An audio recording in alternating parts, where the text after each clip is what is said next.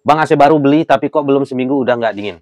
Gini, kalau teman-teman beli AC, yang pertama pastikan kapasitas AC dan ruangan harus cocok ya. Jadi misalkan ruangan 3x3 untuk setengah PK, ruangan 4x4 untuk 1 PK. Jangan pakai setengah PK, itu nggak bakalan dingin ya. Nanti teman-teman akan nyalain mereknya. Yang kedua, pastikan tegangan listrik di rumah teman-teman stabil. Tegangan listrik ya. Teman-teman bisa ukur di tegangan listrik, kalau meteran yang model baru itu, di meteran itu pencet 41 oke, nanti keluar. Kalau normal itu 220. Kalau tegangan listrik tidak stabil juga bisa sebabkan AC teman-teman nggak dingin. Nah, kalau misalkan teman-teman pasang AC, tegangan listrik dipastikan normal, kapasitas AC dan ruangan dipastikan cocok, tapi nggak dingin, itu artinya ada kesalahan dalam pemasangan si AC ini. Siapa? Ya teknisinya. Nah, sama kayak kasus ini nih. Beli AC baru seminggu, terus ketika pemakaian baru 1 minggu, baru dia merasakan nggak dingin. Artinya dia sempat merasakan dingin toh beberapa hari, misalkan 1 hari 2 hari dia sempat merasakan dingin. Setelah pemakaian seminggu dia merasa nggak dingin. Nah, artinya kapasitas AC dan ruangan ini cocok karena dia sempat merasakan dingin. Setelah seminggu nggak dingin, artinya ada kesalahan dalam pemasangan AC ini. Siapa? Ya teknisinya. Jadi untuk teman-teman pengguna AC, lu ngarahin selalu salah teknisi. Yaitu cara menganalisa kerusakan di AC gampang banget guys, gampang. Apalagi yang baru pertama pasang AC ya, yang AC baru dipasang. Cukup pastikan tegangan listrik stabil, pastikan kapasitas AC dan ruangan cocok. Kalau dua hal itu sudah terpenuhi dan AC-nya nggak dingin, artinya ada kesalahan dalam pemasangan. Oleh siapa? Oleh teknisinya. Makanya sering gue bilang 70% kerusakan di AC itu justru karena ulah teknisi. Sebagian besar dipasang asal-asalan, tidak sesuai prosedur yang benar. Terutama nih, nggak dipakum. Nggak dipakum, cuma digejas-gejas pakai freon. Gua nggak digejas, nggak pernah dipakum, gejas-gejas saya pakai freon, aman. Ya aman bagi teknisi guys. Bagi teknisi sih gampang. Misal kayak gini nih, analisa kita udah jelas ya, ini kesalahan oleh teknisi, oleh oknum teknisinya. Tapi coba user komplain ke teknisinya, nggak bakalan mau disalahin. Pasti akan ada aja alasannya. Yang inilah, yang itulah, yang AC zaman sekarang emang jelek cengeng. Padahal sebagian besar kerusakan AC itu justru karena ulah teknisi guys.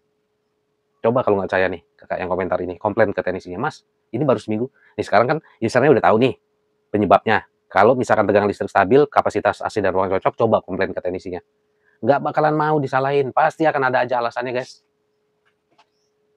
Itulah para teknisi. Sekarang kan baru seminggu nih, opsinya ada dua. Pilih klaim garansi resminya, hubungi pihak brandnya, atau hubungi teknisi yang pasangnya. Udah itu doang dua. Garansi pasang masih ada kalau masih seminggu gitu. Jadi dua ya, hubungi teknisi yang pasang, hubungi klaim garansinya. Tapi perlu teman-teman ketahui, kalau teman-teman klaim garansi resminya itu ada ketentuan guys. Karena garansi resmi itu persyaratannya salah satunya ya AC ini harus dipasang sesuai prosedur yang benar. Kalau dipasang asal-asalan, tidak sesuai prosedur yang benar, contoh kayak misalkan nggak dipakum, itu bisa sebabkan garansi teman-teman tidak berlaku alias gugur. Makanya penting sekali untuk teman-teman cari teknisi yang benar-benar. Bukan hanya bisa pasang, tapi ngerti cara kerja AC, ngerti cara pasang sesuai prosedur yang benar. Gitu guys. Makanya kalau di Jabodetabek itu gue selalu saranin teman-teman beli di Panasonic official store Panasonicnya langsung di toko online nih.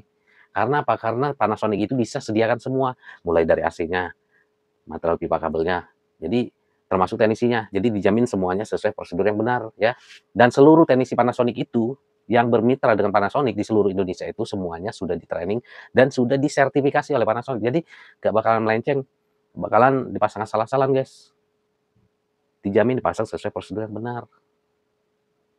Lalu di endorse Panasonic? Enggak, emang faktanya kayak gitu. Coba brand-brand lain. Itu biasanya asal comot doang teknisinya. Ya walaupun nggak semua. Kalau Panasonic itu sudah disertifikasi, syarat untuk kerjasama dengan Panasonic itu harus syarat bermitra itu harus disertifikasi, di training, lolos baru bermitra. Kalau nggak lolos ya nggak bisa guys. Makanya terjamin ya. Ini kayak gini, coba kakaknya komplain ke teknisinya. Oh, pokoknya pilihannya ada dua ya, komplain ke teknisinya atau komplain ke brandnya langsung. Lihat di kartu garansinya, gitu guys. Tapi syaratnya ya itu, ya untung-untungan sih kalau misalkan si brand ini baik hati, walaupun misalkan si AC ini dipasang asal-asalan, kadang-kadang ada aja yang ya udahlah nggak apa-apa gitu, di cover sama brand itu diganti, misalkan diperbaiki, misalkan kebocoran freon diisi ulang freonnya tanpa ada biaya. Tapi kalau brandnya rese ya dikenain biaya lagi atau tidak bisa diklaim garansi karena dipasang tidak sesuai prosedur yang benar, gitu guys. Makanya hati-hati untuk teman-teman ya.